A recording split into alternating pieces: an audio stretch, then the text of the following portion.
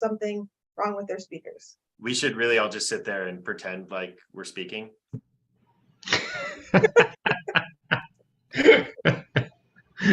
For the whole time. Do you not want to write it? Do you not want a theme song for us? I've got a ukulele right next to me. I'll be set next time. That would be nice. Ukulele, the sound of four rabbis. I've had too much coffee today. I think it's a bad sign. I think we need a yodeling song. Yay. Bagpipes. Scott, you feel like you should be a bagpiper. I feel like it's there. I mean, I feel like that's the extreme of instruments I have not yet tapped. Oh yeah, all of you play instruments. I don't. I'm the odd one out in that. You could be the vocalist. No, I can't. I didn't have Dan in my ukulele this morning, speaking of which. Oh yeah, he's got some kind of like stomach bug or something. Carol Rose is pointing out that people are listening to us, so we better behave. No, we promised a behind-the-scenes conversation. That was the whole point. People were listening to us because we needed them to know that their sound was working. That's right. Okay, so we'll launch in with that. Welcome everybody, and good afternoon. We're really excited to be with you all. I'm excited. It's been a little while. I missed the last one. So welcome to Four Rabbis, a program that's constantly evolving, which started off with some of us who are in and graduates of the Hartman Rabbinic Leadership Initiative Institute. I'm actually not sure what the I stands for suddenly. And as many of you know, many of you had been asking, so we are both saddened but incredibly excited for our colleague, Rabbi Carney Rose, who is in the process of moving to Cleveland, which is exciting for him and sad for us, but obviously we are excited to see what comes next for him. And thanks, Daniel. There's no I in Hartman. But we've used this as an opportunity. A number of you reached out to say that you were really interested in hearing from other voices in the community. And so I'm really excited that our very first guest today is Rabbi Scott Shafran from Korina. And so our goal is that we're going to be inviting various other voices, perhaps some rabbis, perhaps some others from the community, to be joining us and to continue to expand this conversation.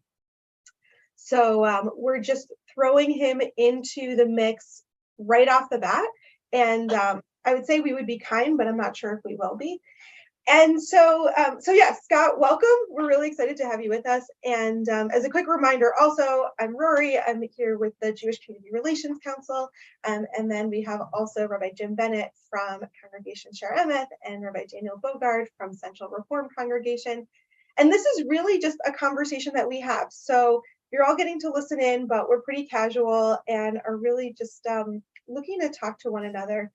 And I'm going to really jump into it by starting us off by, in some ways, reflecting on these past few weeks. We've now had both an Israeli election and an American election, which we've done a lot of, it feels like, in the past few years, although we haven't really done them 1 week apart from each other. And so it just feels especially poignant, and seeing how the discourse is going and where our worlds are shifting and the ways in which our Jewish community is grappling with and reflecting on all of it.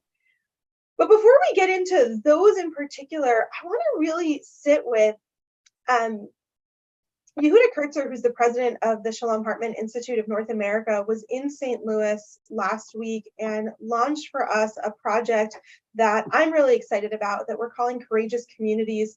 It's a partnership with the Jewish Federation of St. Louis and the Jewish Community Relations Council, but is really meant to help us think about how we can make our communities more vibrant by challenging us to really think about these difficult questions, not just how are we reactive in our communities, but how are we really moving forward.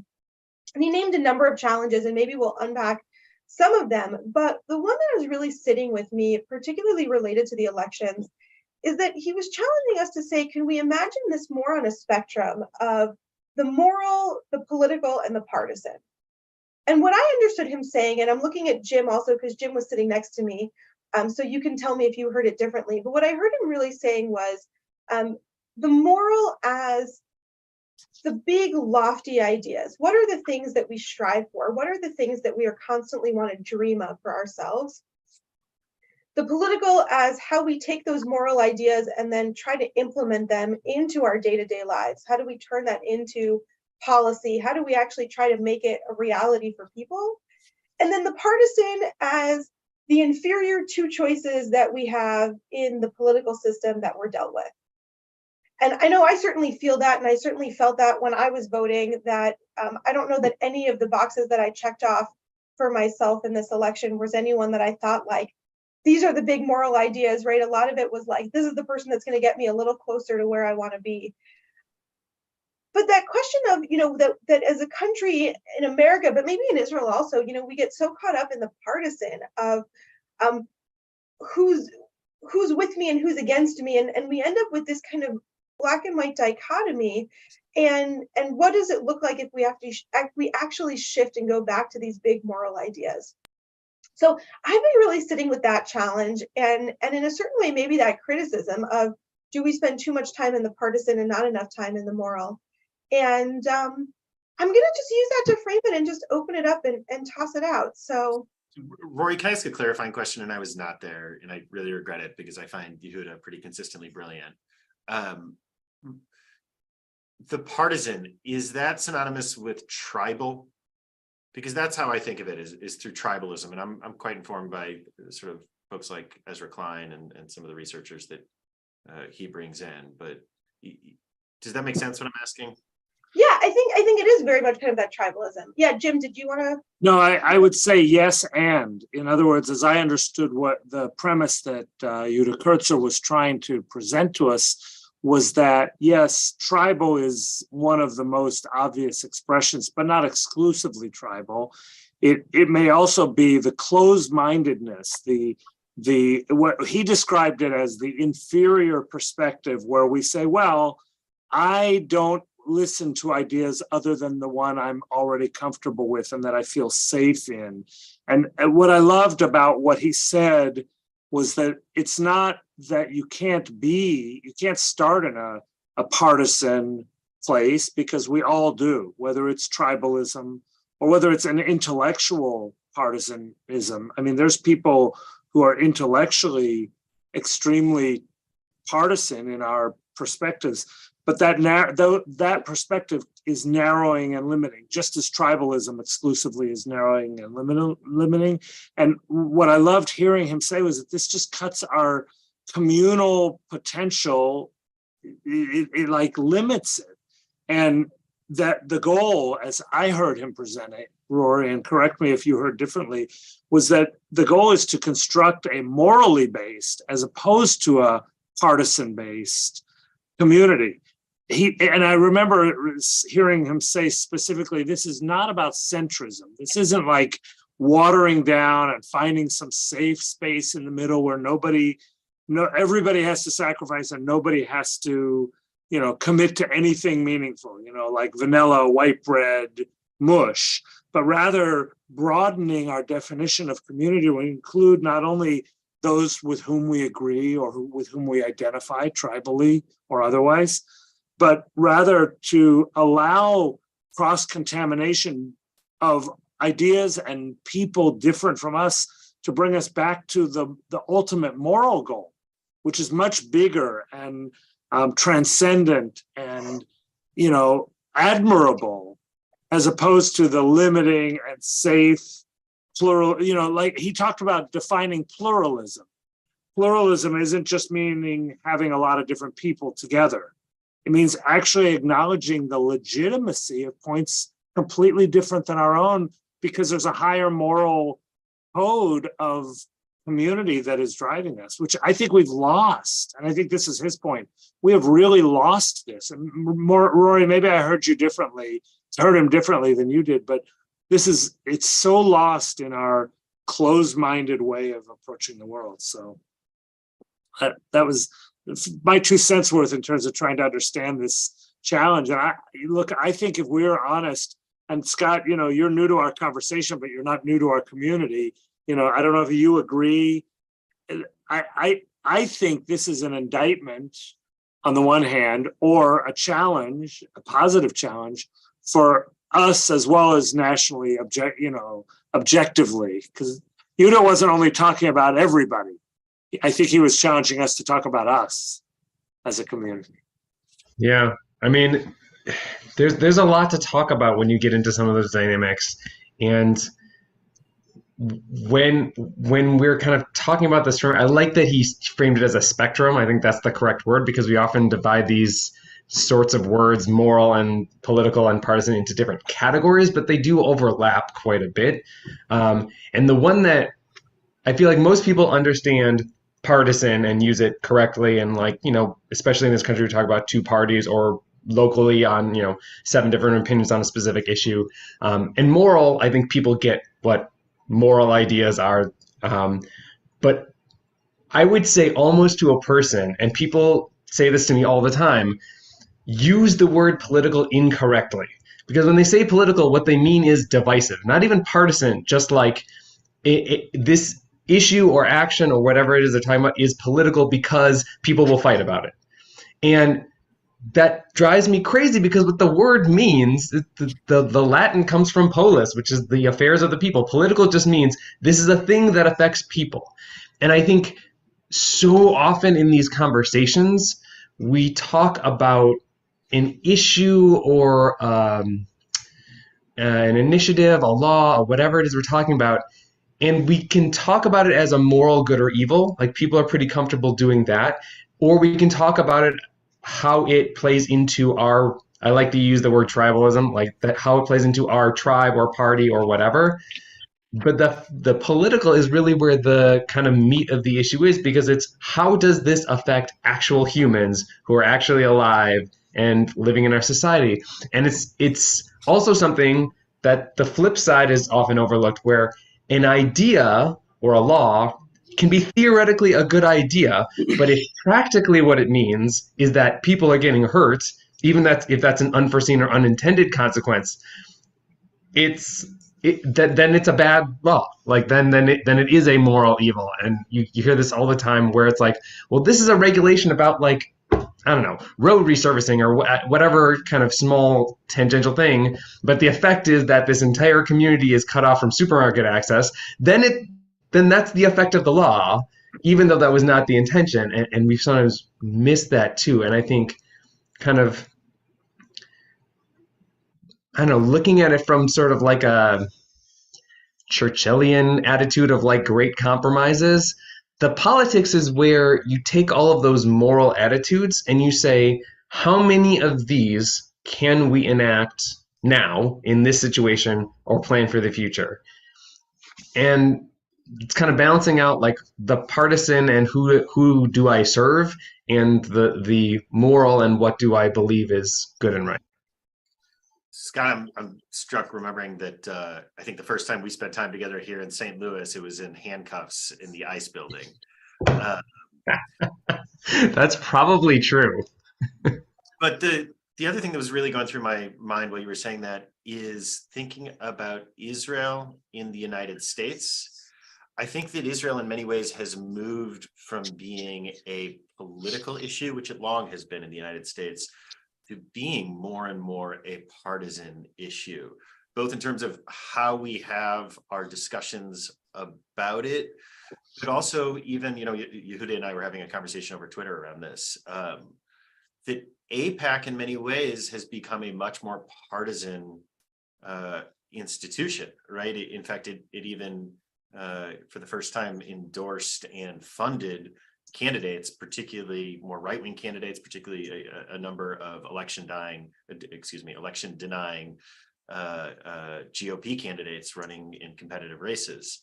And that's a transformation, along with the way that Bibi Netanyahu has sort of aligned himself up with the Republican Party in the United States, particularly in the Obama years. But I think there has been a real change that has impacted our Jewish communities too. As Israel has become a partisan rather than political issue, it's meant that the moral discussions we have in our communities around Israel are a lot harder to have in some ways. Well, and I think this most recent election is going to push the issue even more into the forefront, because for the first time, really, there will be no place to hide if the anticipated moral choices or immoral choices are made by the new coalition in Israel that are going to directly impact us, not only on a partisan level, but on a fundamental level. I mean, if diaspora Jewry is basically discredited, as early indications are, and if Israel continues to move into areas that I think many of us, even across, partisan lines, view as uncomfortable or immoral, suddenly we're going to have even, and I'm watching, a lot of people I think are watching what is the mainstream establishment and the I hate to label, but the AIPAC mentality community going to say when if Israel more explicitly and publicly makes choices that the majority of diaspora Jews think are immoral choices. That will be, whether it's vis-a-vis, Scott, I want to, whether it's vis-a-vis the LGBTQ plus community, whether it's vis-a-vis non-Orthodox Jews, whether it's vis-a-vis Palestinians or Arab citizens of Israel, whatever, sorry, Scott, go ahead. No, you asked the perfect question. And unfortunately, I think we're already seeing the answer, which is that, as soon as the elections were done, there was a number of organizations around the states, Jewishly affiliated, umbrella organizations that issued statements about them. And most of them, I don't know what I expected them to say, but most of them were pretty kind of parved language saying like, look, Israel went through its political process. It's a democratic process. People voted what they thought, and we should respect and support it like we would any democracy and that had free and fair elections. And we continue to support Israel's right to be a country and figure their own way out, which is a totally neutral and okay statement. But it was very much a hedge and kind of completely left out exactly what you're saying. The Forward, actually, I think right after the election, had a great article that was like, how are American Jews who have loved Israel going to be able to do that in America and be in an honest and kind of cohesive, ethical way? And it's been hard for a lot of people up till now, and it's going to be harder if, some of, as you were saying, like the promises that the government expected, whether it's, curtailing the power of the Supreme Court and giving it more to the legislature that they control, or, rolling back some of their environmental protections or LGBTQ protections that they just won. And that's going to be hard for us to defend, since in our country we have a lot of those same issues, and we would absolutely, lambaste people who would make some of those same policy moves in our country. But if you are not a voter in Israel, which I am not a citizen of Israel, it's harder to say, oh, they're doing it wrong, because you don't have the same stake. Although, on the flip side, people who are not themselves Jewish look at the Jewish people and say, how can you let Israel do all these things? And on the one sense, I can't stop them personally. On the other sense, I am a person who is espousing all of this love for Israel and is a rich part of my tradition. And it is sometimes hard to defend specific decisions and policies and actions and trends.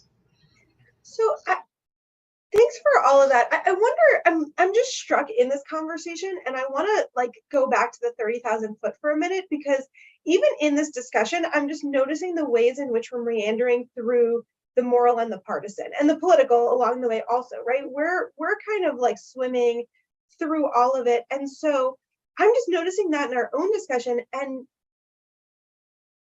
I don't know, I'm wrestling with it a bit. One of the things I think is really important, and it's something that I think about a lot, being in a nonprofit, but also when I was in the pulpit, right? So being in a pulpit, none of us endorse candidates from the pulpit. We don't specifically tell people how to vote. And yet we're allowed to, and I would say maybe even required or called upon, to try to inspire people to think about these moral questions, right? I mean, I know that when I was in a pulpit, I felt like, how could I not talk about these pressing issues? How do we not talk about, right? I mean, of course, religion has something to say about healthcare, about housing, about wealth inequality and disparities between people, right? Like all you have to do is read the text, and it's not even, I mean, that doesn't even require a lot of digging to find it, right? It's all pretty blatant there.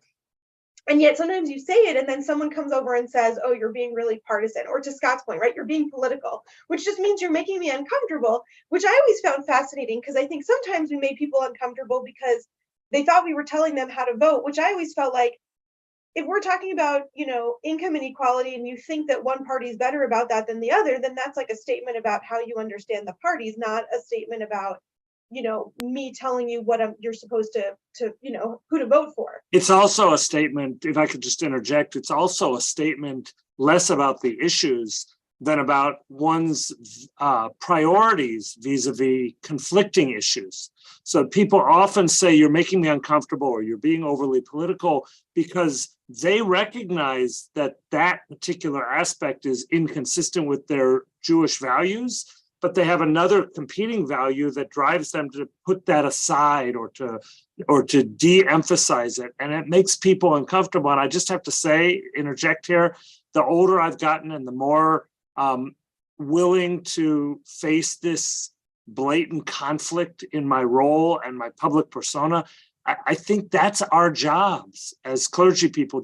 And I'm not suggesting that we are prophetic voices, chas v'chalil, lahavdil.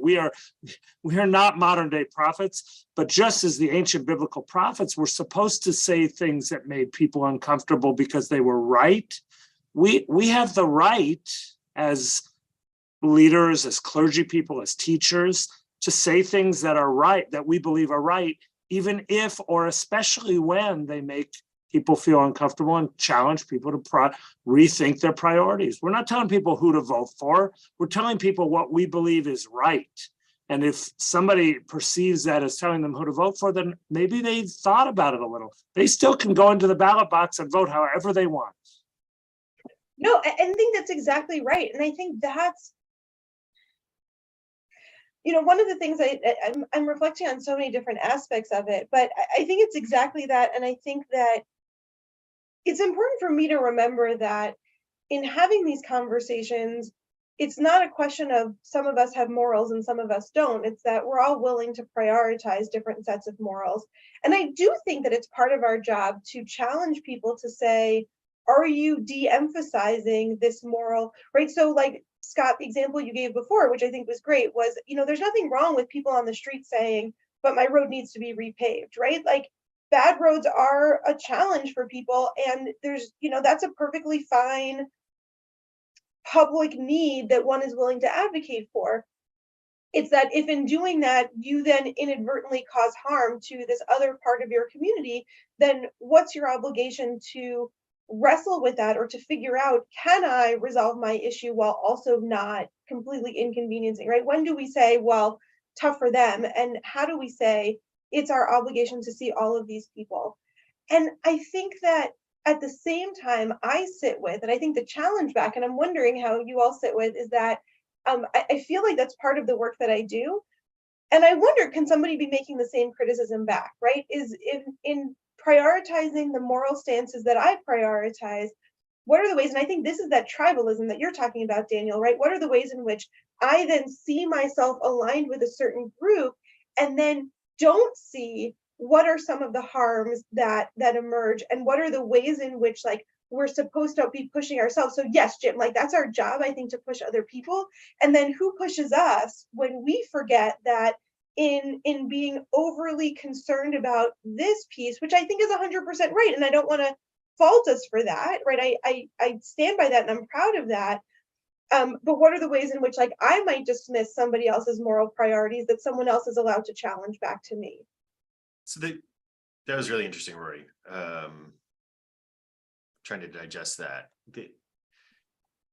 The place that I struggle with here is increasingly there is so much social science research and evidence that shows that we don't vote or act. And this is as true when we're talking about coalitions within a synagogue as it is coalitions within our national politics, that it's not policy and I understand that policy is not quite the same thing as morals here, but it's not policy or morals that cause people to vote. We don't vote on those things. We vote on tribalism. And it's not, I think, what we would like. It's certainly not what our tradition would like. It's not what we imagine democracy is supposed to be about, where, there's this public square and the best ideas went out. But social science is getting really, really clear on this, that we vote on tribalism and we support policies based on tribalism. And I think our moral compass is often, maybe overwhelmingly often, actually determined by our tribe and by tribalism. And I don't know how we escape this other than, tribes themselves are malleable, and what tribe you are most loyal to can change radically, right? I mean, I think that's one of the things that when I look out at our country today that we're seeing is that there's an overlap between tribe, particularly the tribe of whiteness and white Christianity, and a political party that is new, right? That was not the model of 25 years ago. And there's all sorts of, good data showing that that's because it used to be that both parties agreed on white supremacy. And as that has changed, right? But I don't know what to do with that. If humans really act based on our tribal loyalties rather than our morals or our policies, that those are downstream of our tribal loyalties, it feels like such a critique of not just our American democratic system, but I think the ideals of our Jewish community that we put together too, which also, right, I think we have to talk about it there, where I think it's very real to talk about a decline in tribal loyalty or tribal identification, or importance of tribal identification within Jewish community too, right? As partisan tribes have in many ways risen up in place of religious ethno tribes, etc. Can I just challenge you on that a little bit? Not to challenge, to disagree with you, but if that's the case, and I'm inclined to believe that you're right because of what I see and some of what I sense for myself also. And I wonder, as a quick aside, like to what extent there's also this feeling of like, we all like to belong to something. And I feel like as our world becomes more and more scattered, and as we kind of lose some of these other identities, right? Like we're really proud, right? It's like we're proud when our sports teams win, and we're proud when our candidates win, right? Like I was part of the group that won, and there's something exciting about that. If that's the case, then does that change how we see some of the things that are playing out in the context of both American and Israeli politics? And I'm asking this genuinely as a question. I don't know what I think about it, but what I mean by that is, and I don't disagree with what Jim and Scott said, and I think some of the indictment of like, I'm also very concerned about this rise of a political party in Israel that has loudly boasted thing, with a leader who is proud of having been arrested multiple times for incitement and terrorism. I mean, things that I think are I would say, I would argue, are not partisan, right? Like that, those are facts, right? Like he has proudly said those things, and parties that have run on platforms of rolling back LGBTQ rights and rolling back rights for non-Orthodox Jews in Israel and all of those kinds of things, right? But if part of what we're saying in that, and I also think that the data backs this up too, is that a significant portion of people who vote for that group are not necessarily in agreement with those stances, right? If it becomes sort of this tribal identity and not actually this kind of moral standing, then I don't really know kind of what to, like, on the one hand, I feel a little bit better, right? So, I mean, like, this was the whole conversation also, right? Like, a lot of Americans are not white supremacists, but they're okay with white supremacy. So, like, is that better or worse? And where, I don't really know how we kind of piece together these two strands that I'm hearing coming through in this conversation.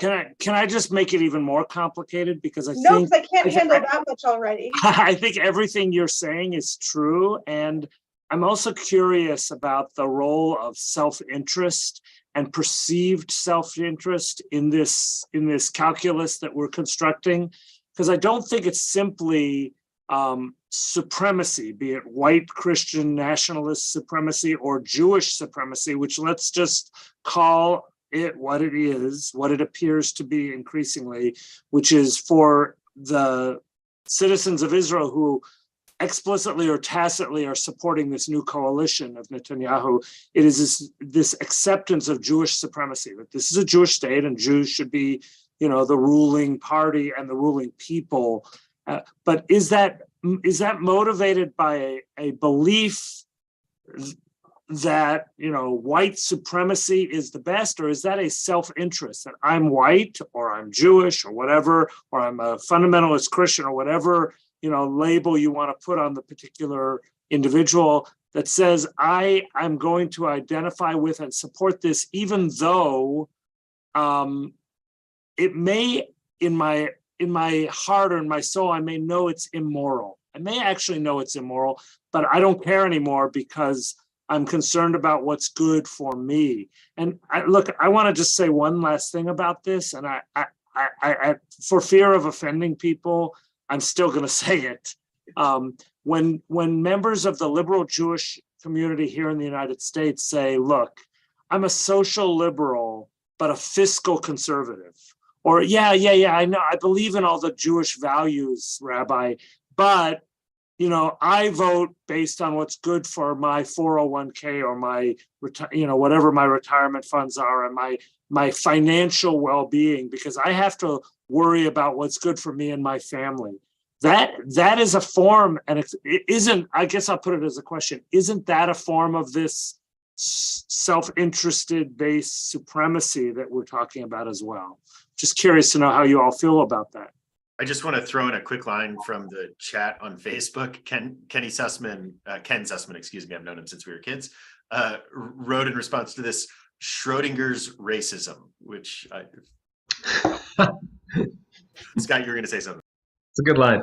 I think two things that I'm sort of hearing, a quick aside about nationalism and supremacy is that it's not coincidental that there's a lot of nationalists and certain ethno-supremacies going around the world. Like we don't live in a vacuum, and these, like, even nations you may not be familiar with, there is something in the world cultural milieu, not just now, but always. Like, revolutions have happened, a lot of them in the same couple of decades in different countries that had no communication with each other. And there is something about where we are in history that, those things give rise to one another, and or that there's like a feeling about the state of the world that's not country specific and that different places express in similar ways.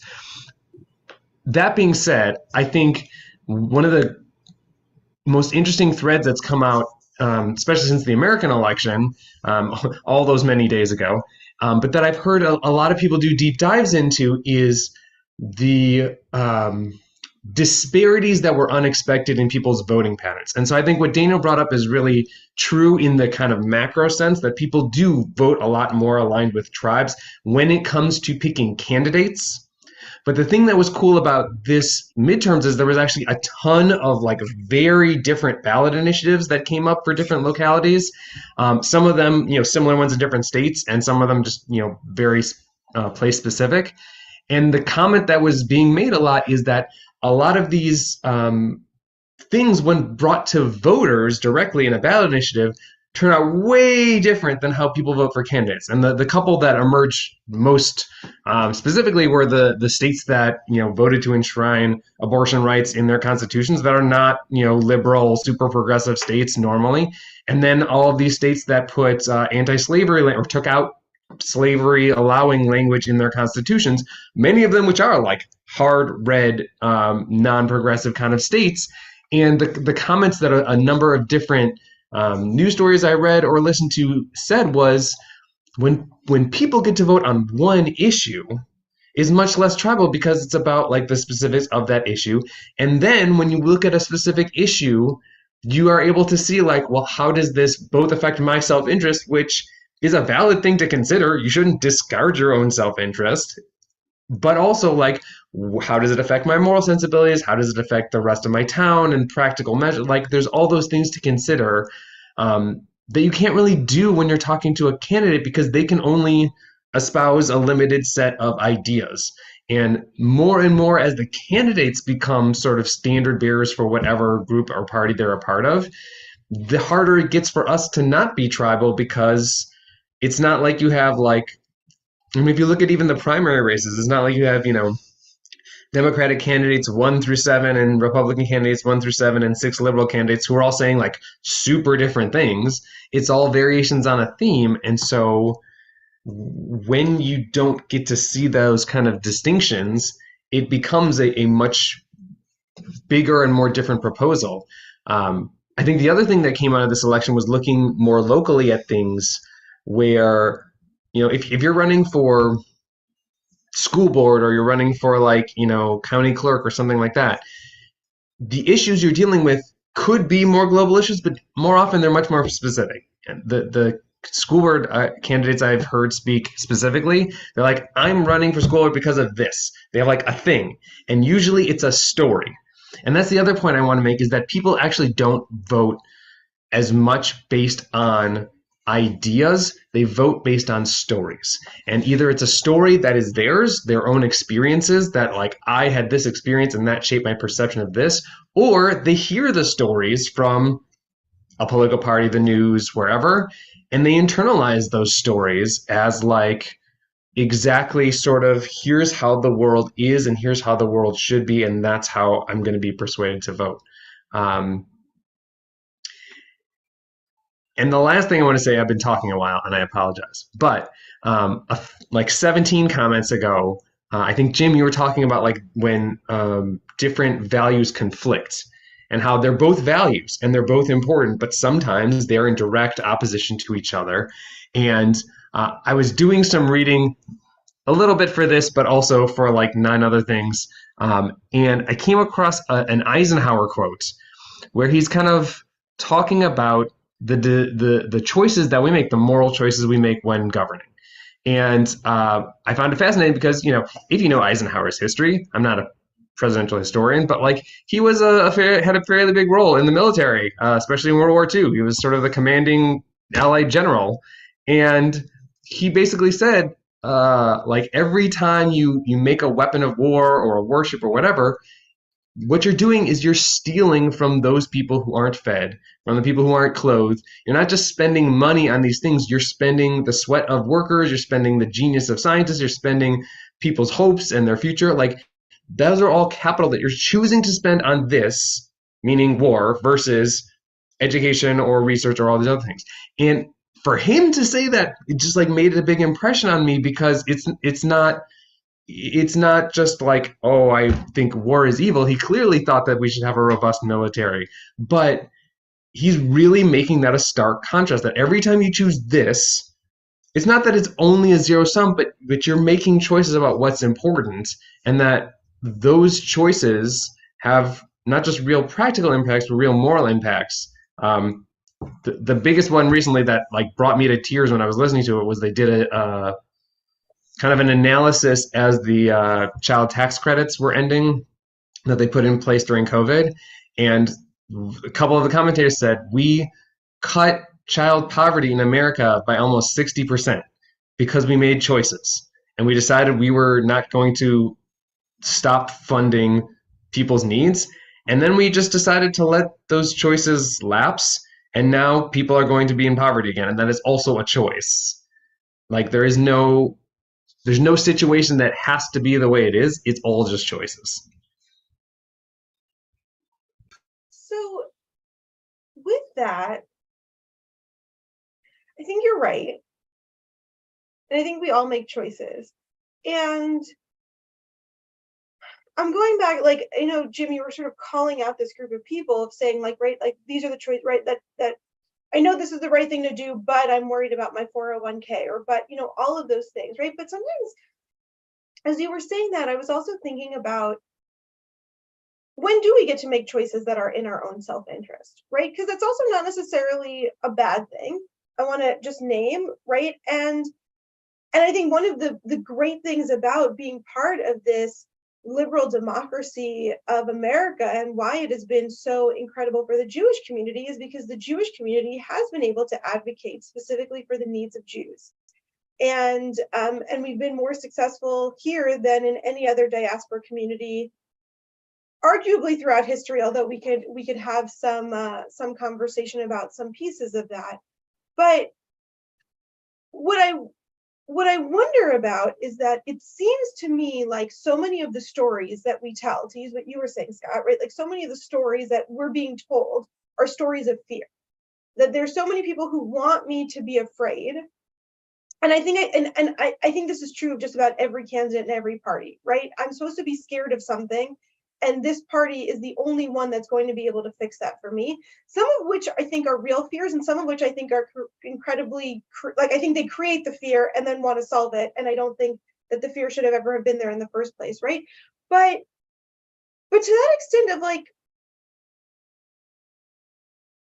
if I really am living out of fear, then it doesn't matter who I hurt, right? Self-preservation becomes the first priority. And there are times, by the way, where like I think about this also, right? And look, I mean, I don't want to just kind of call out Daniel on this, right? But like Daniel, like we have a lot of conversations around some of the bills in Jeff City that we know are specifically hurting children, and where like I am comfortable saying,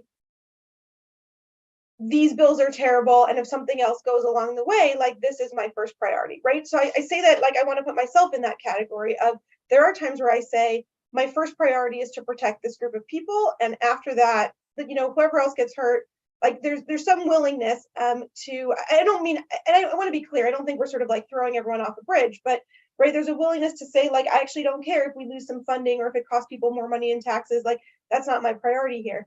But I guess, so the question I have within it is, when do we ever get to the point where we say we're okay? Yeah, Like when, like as Jews, sorry, I just like, right, like I just, because I'm really sitting this, right, like as Jews, I feel like also people keep saying, right, like, and this is like this rhetoric about like, right, and we talked about this here, right, there is rising anti-Semitism and there is white nationalism and all of this kind of stuff. And also, right, like I'm hearing you saying, Jim, like your 401k is going to be fine. Like I kind of hear some of that element, and I don't mean to put words in your mouth, right? But I sit with that, but I feel like that's this question of, you know, I remember being in New York after 9/11 when Bush had that, there was like the color coded, right? We were like, you know, it was like red alert was like the most dangerous, and then there was like orange and yellow and green and blue, whatever they called it. And I think we were like at orange. And I remember just thinking like, no one's ever going to set us on blue. Like no one is ever going to be like, no guys, like we're absolutely safe, because it's an impossible thing to ever say. And so, you know, okay, like my 401k seems to be doing okay, but if I lose my job tomorrow and the economy crashes, then maybe it's not. So like, I need more of a buffer. And, you know, I feel like, you know, we feel pretty safe, but I don't know, tomorrow someone can do an attack and then we're not. So I need more of a, right? Like we, it's not just like, am I okay? Can I walk down the street today? But there's always this like fear of tomorrow. And so can we ever say that we're okay? And how does anyone get past that? Because if we're only acting out of fear, right? And I'm the person who keeps wanting to say like, I think you're okay today. And then people get angry because I can't really promise them that. Sorry, you wasn't jumping. No, you raise so many important, powerful challenges. This, as I listen to it, this is the challenge of, you know, utilitarian ethics in its purest form. That, you know, somehow the greatest utility for the greatest number, the most happiness for the most people is the way you make choices, because you can never make everybody happy. So you have to maximize happiness or good or whatever. But going back to the first thing you said, I just wanted to lift up this, you know, there's this little known Jewish quote by this very unknown rabbi named Rabbi Hillel, where he said, Im ein ani li mili, if I am not for myself, who will be for me? I think that a lot of people, I won't say only Jews, a lot of people think that that imperative stops there. You know, if I'm not for myself, who will be for me? That utility is about me, but utility is not about me. You know, happiness is not, my responsibility is not, I think, and I think Hillel's thought so also, it's not about just im ein ani li mili. It's not just about if I'm not for myself, who will be for me. He balances it in the way I understand that quote. He says, ushani latzmi ma'ani. And if I am only for myself, then I am nothing, or, you know, what am I, he asks. And, you know, that balance says utilitarian ethics that says, you know, prevent or create the greatest good for the greatest number, says you got to do what's best for you and as many people around you. But it doesn't say ignore the fact that you might be bringing harm to others. So it's even better to find a way to do more for everybody. So it's not that anybody should give up all of their wealth. Oh, I'm going to change society because I'm going to vote, completely progressive, extreme left, socialism or whatever you want to call it, because I'm going to give everything away. That's not what the value we're talking about says. It says, of course, you should want good things, but you should want good things for everyone. And that is a paradox. I think that's the paradox of ethical utilitarianism. How do you make it better for everyone? And back to your image about when's it going to be blue? Well, it's never going to be blue for everybody. It's not, but it doesn't have to be red for certain people so that other people can have it blue for them. And that's where I think we, as a tribal people, sometimes think, well, we got to look out for the Jews, or we got to look out for those that we agree with. And we just forget that we are responsible, Kol Yisrael Aravim Zeh B'Zeh. I would say all human beings have to be ultimately responsible for the collective well-being of all humanity. And if we're not, then we have failed. Then we're failing our core obligation on this planet. And it's not just about Jews taking care of Jews. And I get really worked up about this because I get really frustrated at the Jewish community defaulting back to, and the latest rise in anti-Semitism is causing us, to your point about fear, you and Daniel are talking about that, it's causing us to go back there again. Well, we got to look out for ourselves because everybody hates us. Well, no, we have to look out for everybody because people hate people, others, I don't know. I can talk about this a lot, but I'm going to stop. I mean, just to put a sort of another frame, I really appreciate what both of you said there. To put another frame to this notion of fear, I think it's also negative partisanship, right? To bring it back to our partisan and political and moral. And one of the things that we're seeing more and more is that negative partisanship is a much more powerful driver of action and identity than positive partisanship, right? Who we are not is fundamentally how we define ourselves. I even, to go a little sociological for a moment, right? I'm struck that they're the earliest communities of peoples who thought of themselves as Jews that we have evidence for, archaeological evidence for, from like 1250 BCE in, of course, in the mountains or the hills that we would now call the West Bank. One of the stunning things when you look at these communities, when you look at the archaeology, they really don't look different from their neighbors. Our sites where we were offering sacrifices look the same. We've even got all sorts of idols like our neighbor, right? Like so much of it looks identical to our neighbors, except they don't find pig bones. And right, even in that moment, it's, oh, we're the ones who don't eat pork. Those people over there eat chazer, right? But in these ways that we define what we don't and who we're not, and that tells us who we are, right? It's the reason why basically every political party that we see is running against the other party, right?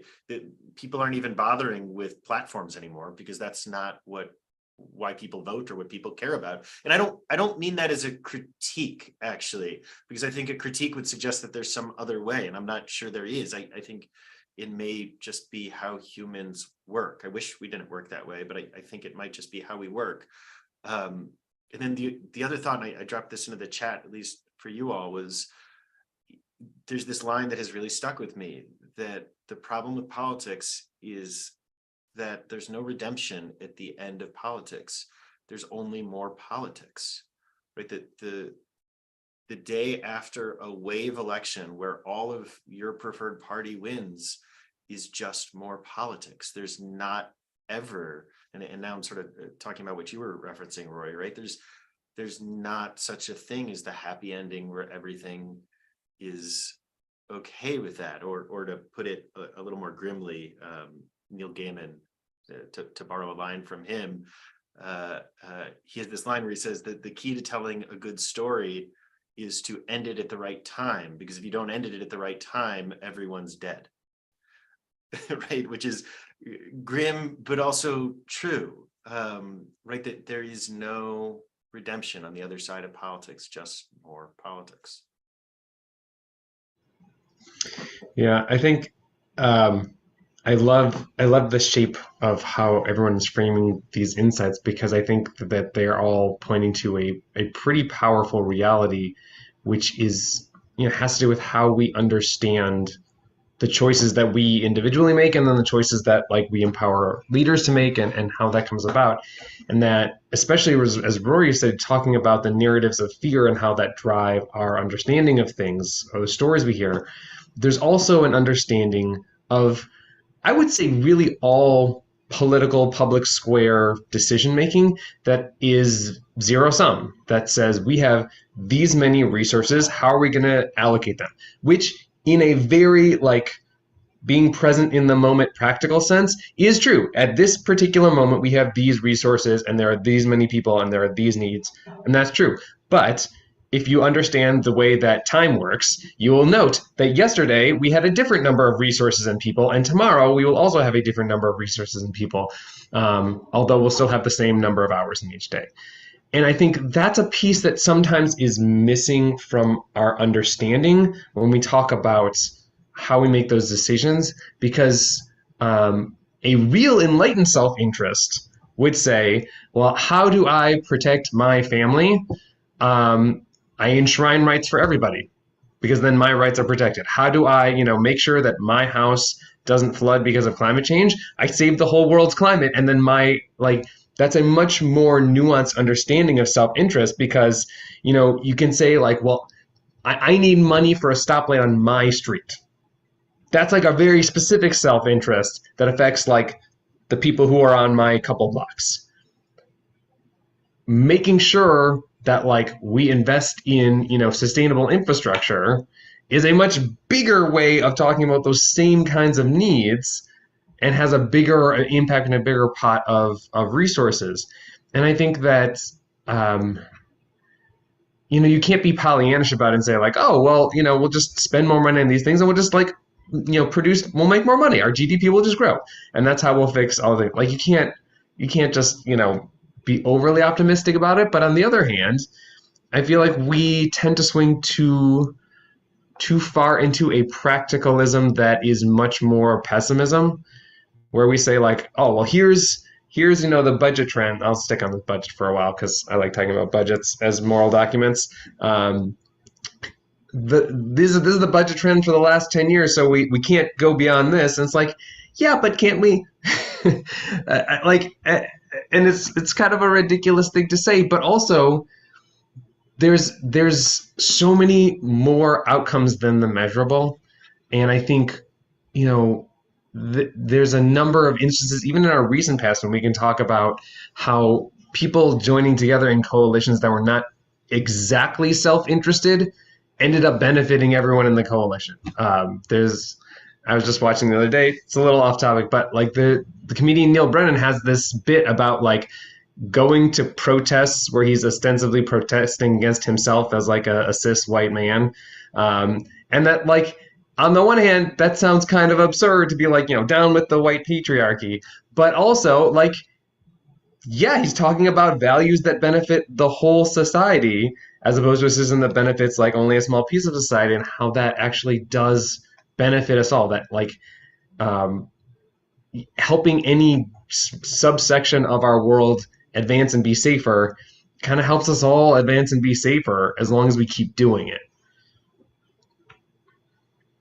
Right, but there's a trust that comes with that, right? That last part is the key part. And that's where I think that we find some people, I mean, it's been amazing to me watching over recent years, like the number of like GoFundMe's for medical expenses, right? Which is just like maybe one of the most heartbreaking things that I think we've witnessed as a country is, somebody gets into a car accident or somebody suddenly gets a diagnosis, and that could be enough to wipe out any savings and, any hope for future growth. And then the reliance on community.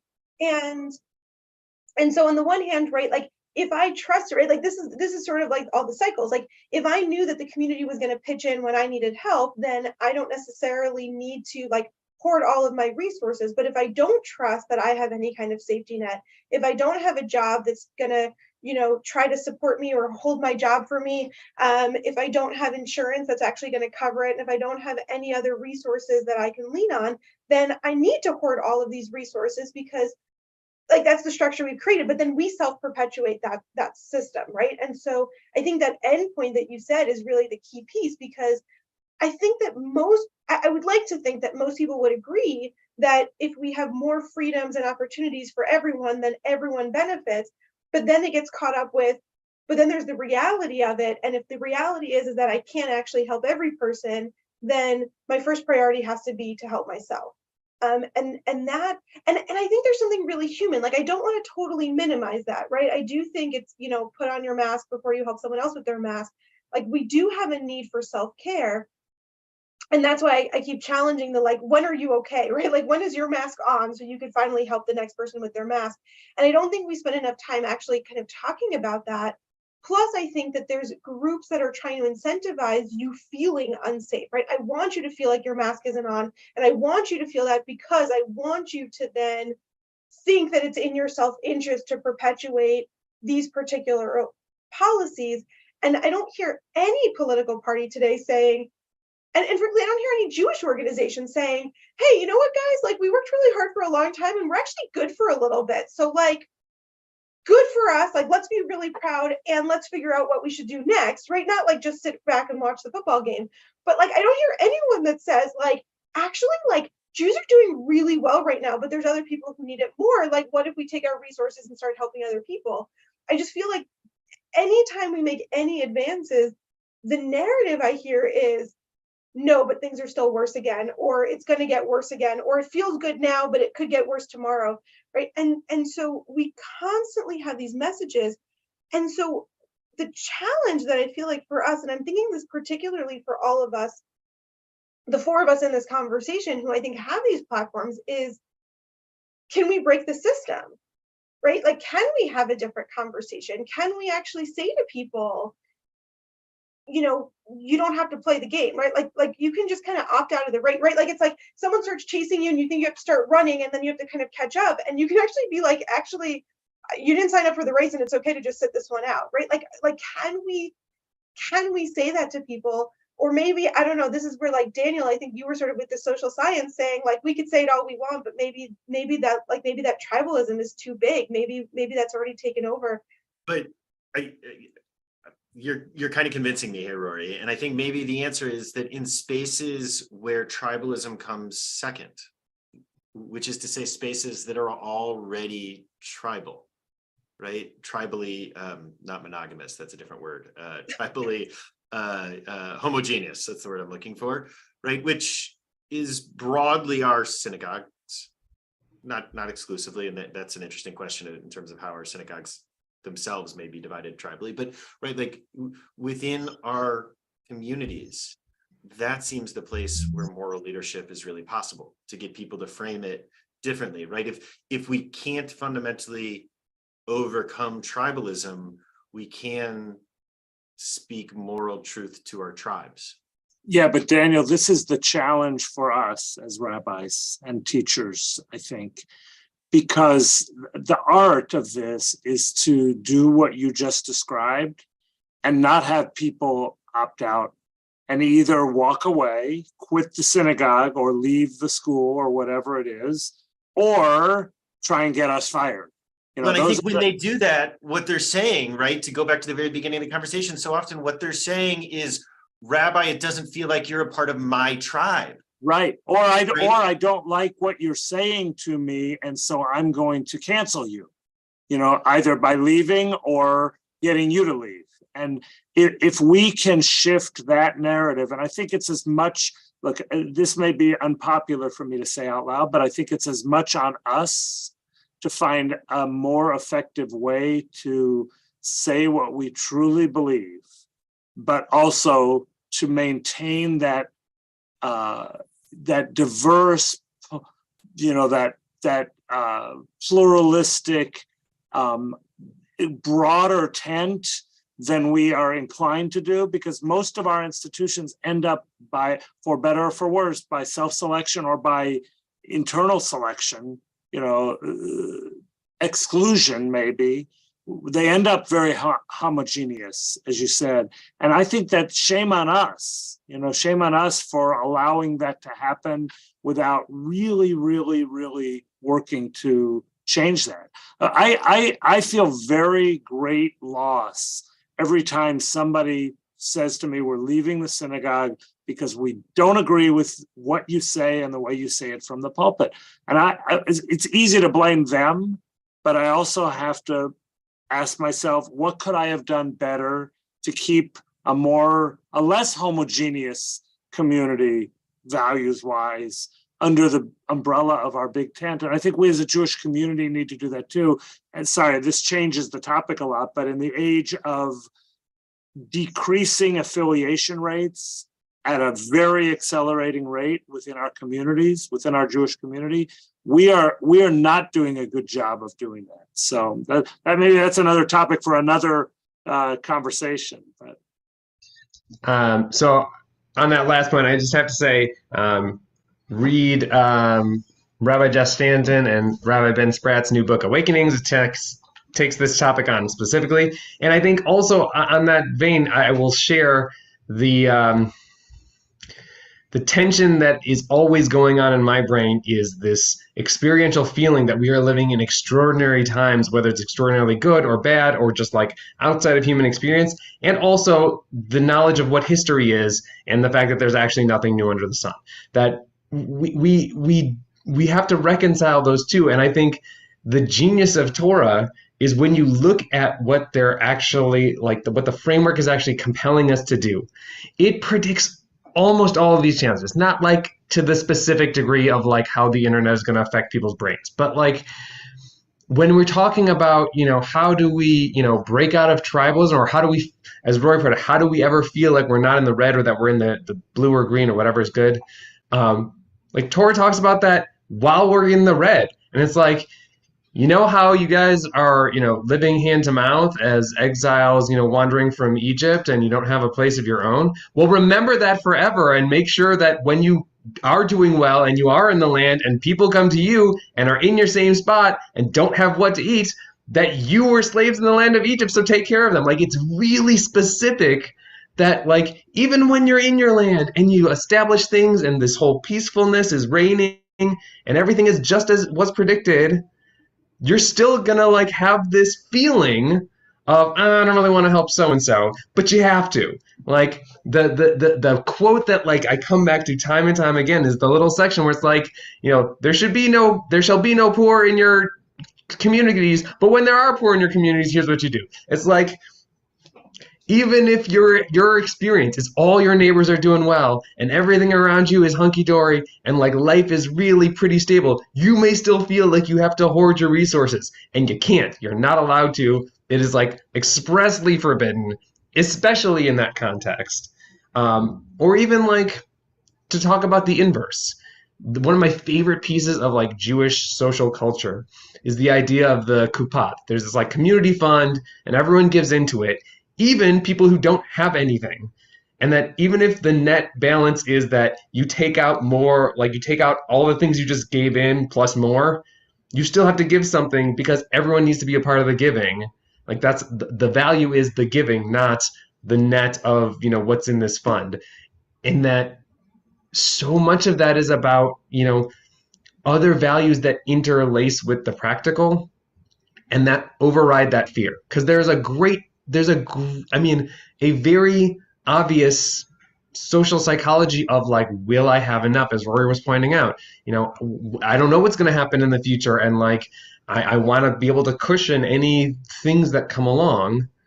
And then you also have to kind of mitigate that with some degree of faith that you will be okay, that the people around you will support you, or the institutions will support us, or that you will be able to figure out a new path if your life takes a left turn. And that is a struggle. Like, 100% is a struggle for every single person. But also, there's always there's always a way to kind of compare yourself to other situations to either make yourself feel better and more expansive and inclusive, or scared and more constricted. And as an anxious person myself, like I get that feeling. And sometimes I just have to say, like, this is what I need to do regardless, and whatever happens, and I need to be able to go to bed at night and not feel like the choices that I'm making or that we're making collectively are unlivable. That's beautiful, Scott. Thank you. And who we become in the process, right? And that's the moral, maybe, right? Maybe this is exactly like, how do we go back to that conversation to say that the way that we vote is a tool on the road of so many other tools, right? Like, and that's the challenge also. And I love what you said, Daniel, about, right? Like, maybe we need other tribes, and maybe that's why it's like different, because I do feel a deep sense to this community, and so maybe it's easier to have that conversation when there's another tribe that can replace it. But right, that the way that I vote is something that I do one day feels like every few months around here, right? But like a few times a year, like we go into the ballot box, and that's going to be that's like part of the work that we do. I saw, what was it? There was like a meme that was going around, I think on the day of the election, of like a comic of it looked like a parent and a child, and the child saying like, well, what do we do if we lose? And the parent says like, well, then we fight for all the things that we believe are right. And the kid says, well, then what do we do if we win? And the parent says, oh, sweetie, it's the same thing. Right? Like how we vote and how, which candidate wins. I mean, I think that's sort of what you were saying, Daniel, right? There's like just more politics on the other side, but also like half the time the candidates that I'm voting for win doesn't mean that the fight that I'm advocating for is actually any different, right? Like, we think it's a little bit easier, right? We voted for them for a number of reasons. And sometimes it could be as simple as like, I think they're more likely to take my phone call when I tell them why they're wrong, as opposed to the person who's less likely to take my phone call when I tell them why they're wrong, And so, right, like we put so much stock into this identity, and to the point where like it's ripping us apart as a community of like, I can't believe that you're willing to vote for this person, or I can't believe you're not willing to vote for this person. And in actuality, like all of it is just a step forward. And then I'm really troubled by the people that we've become along the way. Right. And so I think, I don't know, it really resonated, Scott, what you were saying, because I think similarly, like there's times where, like, I don't know, I mean, for as much as I want to say, like, I don't want to live in a world where it's fearful, and where, I have to at any moment say, oh, well, tomorrow these people can turn on us, and, all that kind of stuff. Right. And like the narrative of like, oh yeah, they pretend to like Jews, but it could change tomorrow, or whatever. Right? Like, I don't know what tomorrow brings, and I could be up all night worrying about it, or I can go to sleep and then be ready tomorrow to deal with whatever we're facing. And that, like, at the utmost is, who do I want to be in that process, right? Who do we want to be in that journey? And if we give up who we are in that fight, then we've lost everything. Yeah, I think there's a couple of really amazing points that you made. I just wanted to highlight one that you said, Rory, is the worry about people supporting us or not supporting us, or allies remaining allies, however you want to phrase it. Like the framework that we were always taught as organizers, is that the way it should be is that there should be like no permanent friends and no permanent enemies. So like, if you are aligned on a certain issue and can work together because you have the same goal on that issue, great. And if not, that's also okay. But neither one of those circumstances are talking about your relevance to one another as people.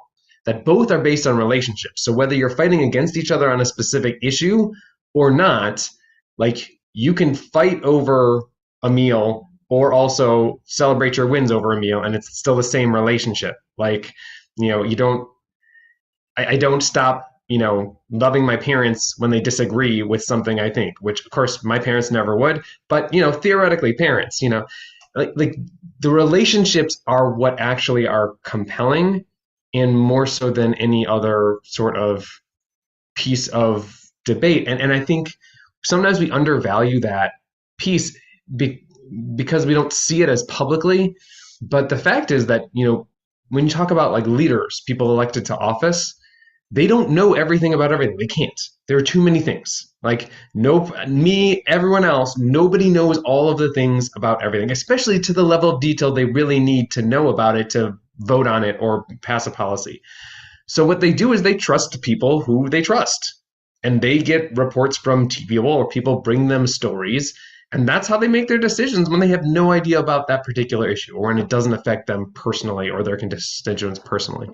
And I think that's a good reminder for all of us too, is that, kind of going back to the tribalism thing we were talking about before, very few people are going to be, our allies on every single thing we want to do, whether it's, something silly that's a personal interest or like amazing and powerful. And very few people are really going to be our enemies on everything. It's like the very margins who are like just like us and exactly diametrically opposed to us. And so the idea, which a lot of groups used to be very comfortable with, a lot of like nonprofits, a lot of like governmental organizations, whatever, used to be really comfortable with this idea of like, oh, we're going to build relationships with everybody because how can we know who they are or how they're going to react if we don't actually know them?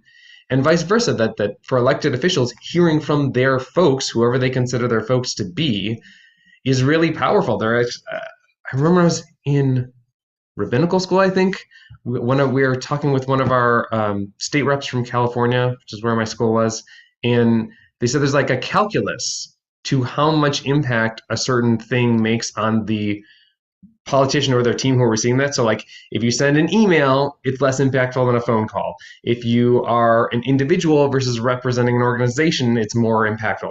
If you're a clergy person, they say every call they get from a clergy person, they assume that they have at least 25 other people who agree with them.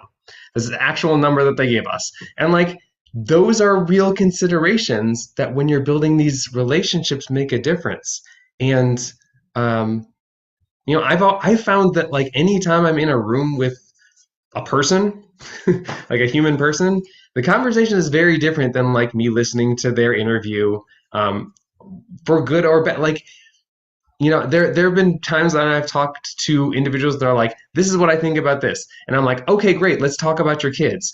And, the conversation is very different because like when I'm face to face with a person, they're not like some embodiment of evil or like the hero who's going to save us. It's just like a person who's got to, had breakfast in the morning and whatever. And that understanding is something I feel like it's, for us as clergy people, it's really something we can cultivate more so than other folks, just both by example and then how we talk about things. That we're good about saying, well, these issues affect real people, but it's also like, and all of the people we're talking about are real people too, and that's powerful. And that's what we have to keep holding on to, and that reminder, right? I think that's the most fundamental. There was I think it's Rabbi Sachs has this really incredible teaching that I just love, where he talks about why we actually have we have the story of Adam and then we have the story of Noah, and in some level, like, we don't actually need the story of Adam because God wipes out all the people and starts again with Noah. So everything that happens before Noah is actually totally irrelevant. Why do we need these two stories? And he says, because like it's not actually a change in the people, it's a change in God. That when God creates Adam, God says, let us make man in our image. And we learn from the story of Adam that I'm created in the image of God. And then after the story of Noah, God commands Noah and says, whoever sheds blood, by his blood shall be shed. I'm not going to quote it exactly, right? Because in the image of God, God made man. And that in the story of Noah, I actually learned that other people are created in the image of God, and that there's this total reframing, right? If I go through the world thinking I was created in the image of God, then that's everything we're talking about, right? That's my 401k, and that's my safety net, and that's my needs. But if I have to actually remember that you were created in the image of God, then I have a different set of obligations, and that actually obligates me to other people. And so I feel like, Scott, you really challenged us to really, like, in everything that you just said, right? It's that reminder that we all know fundamentally, but it's also really easy to kind of just dismiss other people, and how to recognize and how to hold. And I want to go back, because I said earlier, like, it's easy for me sometimes, right? I want to make it really personal to say, like, well, there's certain things that I don't care about of what we potentially lose with other people. And to actually sit there and to say, you know what, like, it is right. Like, okay, like, really rich people are going to not get as big of a tax break feels like not something that I'm going to, like, lose a whole lot of sleep over. But actually, like, what if I hold that as, there's something to be said for, like, when people feel like their way of life is changing or being lost, that there is something fundamental. And that doesn't mean that I have to vote to preserve that for them, but it does mean that I can still hold that. And what does it mean to kind of remember that every person has that and has that inherent dignity? So, thank you for all of that teaching. Thanks for bringing all of that to us. And I know we're at time. I don't know though, Jim, Daniel, do you want to maybe give us any final words before we close out for today? I mean, I'll just say, again, amen to all the beautiful things that have been shared. Scott, I think your contribution today really was powerful and impactful, and I'm grateful for your perspective. And I think we have a lot to think about, a lot to reflect on. And I was thinking as you were talking, something Yehuda Kurtzer, to link back to the way Rory started our conversation long ago. He pointed out that Thanksgiving for Americans and Pesach for Jews are kind of the last bastions of times that we actually sit together and share meals, more or less, sadly, increasingly less, but nonetheless, with people, regardless of their ideological or tribal values or commitments. And as Thanksgiving is approaching for us next week, I think it's nice to think about how we can take these words as a challenge and kind of work on this. And I'm grateful to you for lifting it up and grateful for the opportunity to be together today. Yeah, I so appreciated what you brought today, Scott. Really, I'm going to sit with a lot of it. Rory, I really liked that closing you gave from Rabbi Sachs. And I'm thinking about that, right? Like, if we can't ultimately get beyond tribalism, how do we make sure that we're including more and more people in our sense of tribe? Because that's all the tribe really is, right? It's family. It's saying that you are me. And if we can keep expanding that circle, maybe that's how we bring the moral critique to the partisan. Amen. Thank you all. Thank you everyone for joining us. We will be back next month with another special guest, although I know Scott's going to be back because we all had too much fun with him today. So thank you all, and we will see you all soon. Be well.